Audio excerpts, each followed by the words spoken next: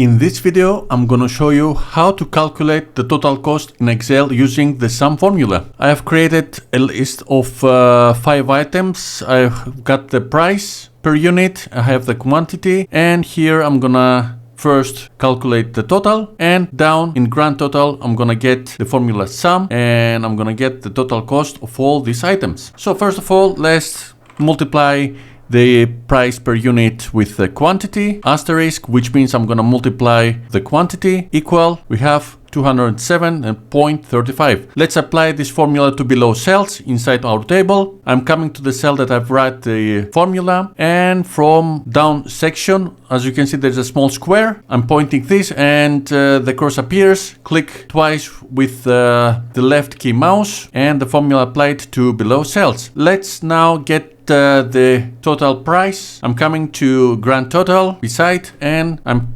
typing equal, which means I'm gonna write the formula. I'm typing sum, opening the parentheses, and once the first number, which I'm gonna get the sum, and I'm dragging all the way down until I have the total cells inside our table. As you can see, the range of sum is from D2 to D6 because we have 5 items. Closing the parentheses, pressing enter, and as you can see, very simple, I have get the grand total. Let's change the quantity and see if it's working right. I'm gonna change the 140 to 200, and as you can see, the grand total changes automatically as soon as I update the quantity of the item. So this video was like this. I hope it was helpful for you. Thanks for watching, and I will see you very soon in my next video. Until then, have a nice day. Bye.